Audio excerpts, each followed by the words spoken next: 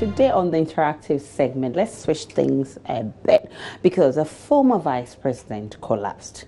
There was no ambulance. Now the wife screams, Jesus, save him. Eventually, he was put at the back seat of a pickup. That was the sad end of former President Kwesi Bekoe Amissah-Arthur. I don't know how you feel about it, but I would like to know your reaction. His wife was calling out, Jesus, save him.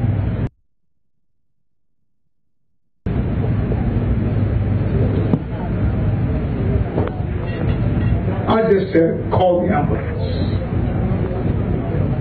Let's take him to the hospital. There were about 7 8 of us. And something dawned on me when we took him out. There was no ambulance, there was no car. We threw the former vice president in the pickup, threw him in the back, and they drove off to 37. At this moment, I went back to the gym and everybody had departed. The place was empty. It's about priority. We can buy because we buy a lot of V8 and all that. So if it's our priority to buy ambulances, we can.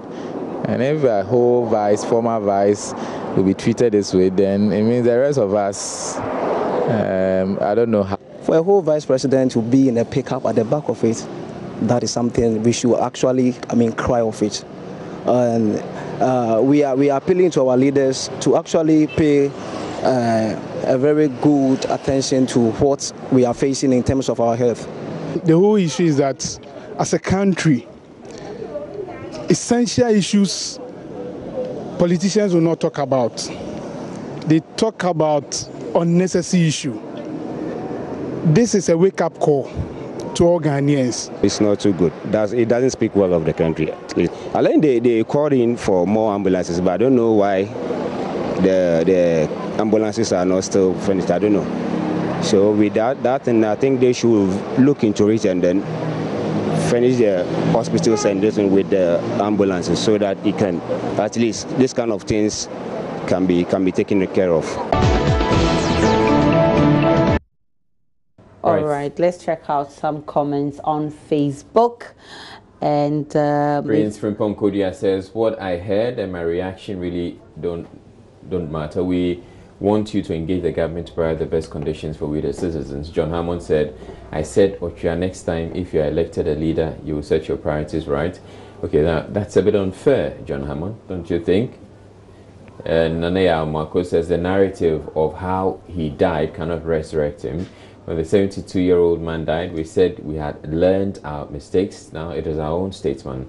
Let him go and rest in peace.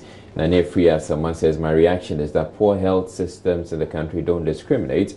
So we as a people must put pressure on the government to make things right because there is no substitute for quality health care.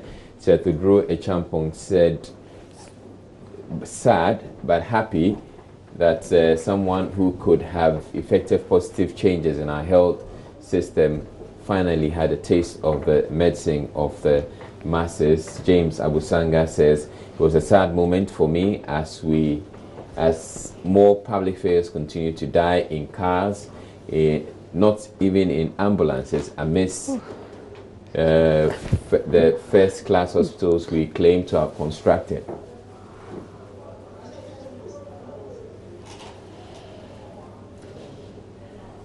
Then Bayer Jeremiah says, I thank God that there was a pickup with them at the moment. Most of these ambulances are just like the pickup that gave a helping hand. Cemeteries indeed are full of unfulfilled dreams. Rest in peace, Mr. B. And Kwesi Bekoe says, this problem has been with us since the time of Adam and Eve. It's a wake-up call to all living politicians to take decisions that will affect all the citizenry positively. And those are very interesting comments on Facebook. So Matilda Amissah-Arthur prayed, which is good. But what was really needed at that time was a functioning ambulance system. Our emergency services are poor. Our various governments prefer V8s to ambulances. Now, we have only 55 ambulances for 29 million people. This means 527,272 people to one ambulance. Yeah, you heard right. Now, joining me now is the host of PM Express, Nana Nsakwao. On his show, That's My Opinion on Joy FM, he said Ghanaians pray too much. Well, Nana, following the circumstances that led to the former vice president's death, I mean, do you think we should rely more on prayers? Well, I guess we have no choice now, isn't it? Well, I think that what I was saying then was that we've substituted efficiency with prayer. So instead of getting efficiency in school admission, ambulances, hospitals, we've dropped all that and we are just praying ourselves out of extinction.